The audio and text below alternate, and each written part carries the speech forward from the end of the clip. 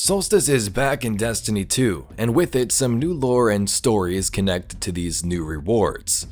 The hand cannon Something New and Armor Set tell some great stories of the season, and Pigeon Lord Colonel makes an appearance. You won't want to miss that one.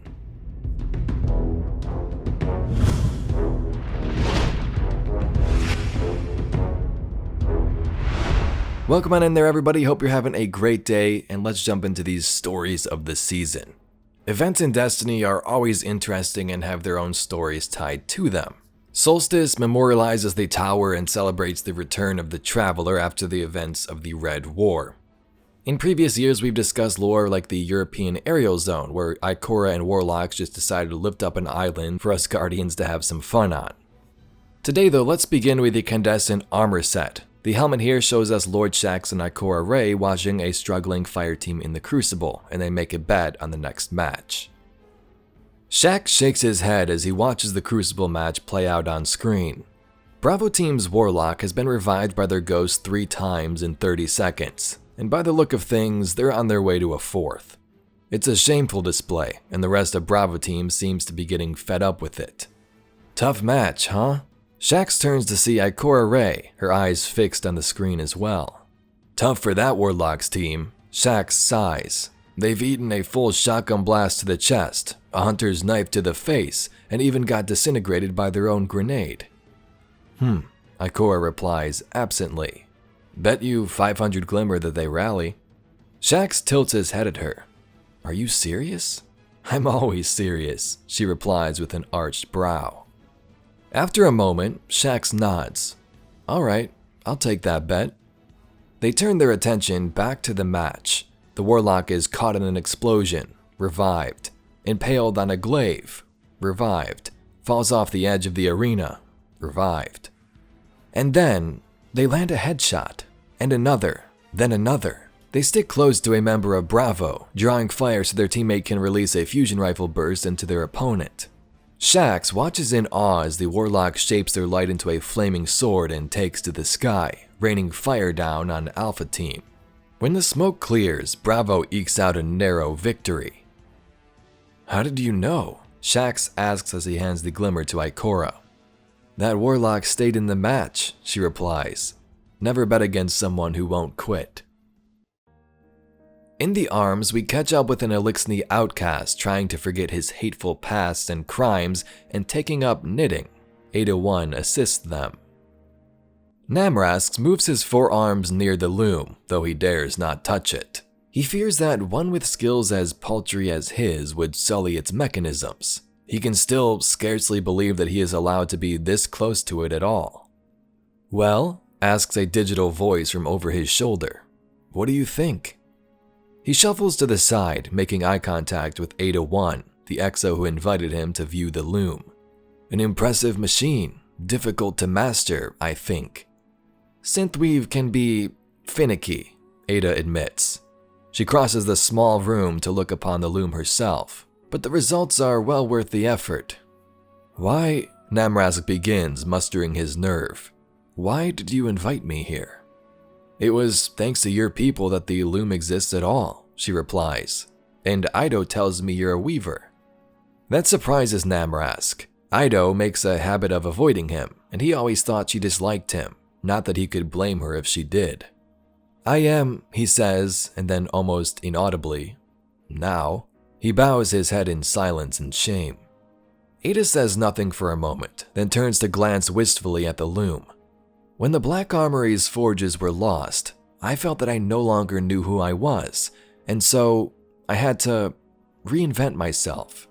She leaves his side, opening a drawer in her desk and taking from it an object wrapped in cloth. Here, she says as she hands it to him, for you to practice. Namrask unwraps the parcel, staring wide-eyed at the synthweave bolt in his hands. From one weaver to another, Ada says kindly. The chess piece is kind of a bit confusing, but really displays the connection and celebration the Guardians have during Solstice, as the event takes place and as the bonfire goes out and they continue on their journey. A bonfire crackles to those around it, friends gathering in need. It trades for warmth what they cast out, and grows to soothe with a brilliant hue.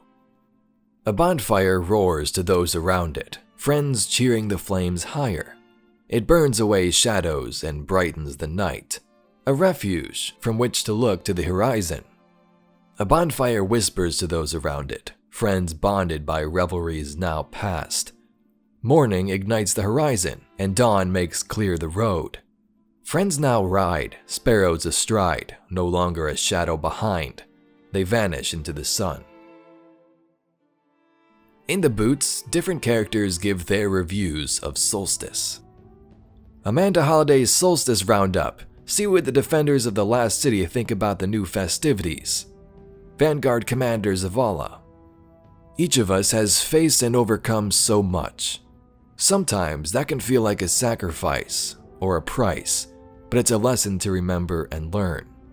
I'd like Guardians to keep that in mind as we celebrate Solstice. What we come to do is only possible because of what we've done, both the good and the bad. Vanguard Ikora Ray. Meditation is an important part of understanding not just the light, but ourselves. We rise in a void and seek meaning. The bonfire is a wonderful metaphor for that process. Amanda outdid herself helping with Solstice. Even I don't know how she managed all of this. Saint 14. A big pyre to lay to rest everything we hold in our hearts. Yes, I could use this now. Celebration, explosions, revelry. Isn't it wonderful? I might cry. Mithrax, Kell of House Light. Guardians' celebrations perplex and mystify, but new beginnings are worthy of what Saint calls partying. House Light is grateful for the inclusion in this occasion and offers forth many combustible baubles to the sacrificial flame. Lord Saladin Valis to Empress Keitel. Once I see this bonfire from Keitel's flagship, I'll be happy. Empress Keitel of the Cabal Empire. What is the ordnance limitation of these bonfire contributions? Perhaps the Cabal can assist in creating a larger fire. Anna Bray. I'll support anything Amanda does. Quite a show. I'm always a fan of something fancy with a little attitude. Lord Shax. I'd like to imagine the ignition cores are grenades. That does put a smile on my face. And lastly, Eris Morn. The what? And to conclude the armor set, we have the class item or the cloak. Saint 14 trains new lights for the Solstice celebration, and Pigeon Lord Colonel steps in to say a few words. Saint 14 stands in place of the Sergeant at Arms amid a host of new lights. Most had been resurrected near the city walls. He needed the distraction, the work, but most of all he needed to be somewhere he could help. Whispers fly between them regarding the legend that addresses them, and the strange chicken that struts figure eights around his legs. This area is reserved for lights without combat training who wish to take part in Solstice. Let's get you up to speed. He picks up an old-looking weapon. This is a standard Kvostov rifle. Some of you are familiar with this weapon, Saint says. For those who aren't familiar, it's very simple. He quickly runs through a few exercises. How to reload quickly, adjust the sights, clear a jam. At the range targets, he demonstrates how to weave light between bursts of gunfire. Each time, a metallic ping rings out as he strikes a target, and each time a chicken cluck response echoes beside him. Calm and discipline is key. Steady support of your rifle will keep it under control. Steady pressure on the trigger will keep you from pulling off target. Breathe, squeeze, and shoot. Yes, now it is your turn, new lights. The group steps forward and focuses on their targets. Several of the trainees' shots miss, but a guardian in green lands each bullet and cheers. The new light looks at the chicken now standing beside him, then to Saint 14, who also is focused on the chicken. There is a moment of hesitation before Saint says, Good, run it again.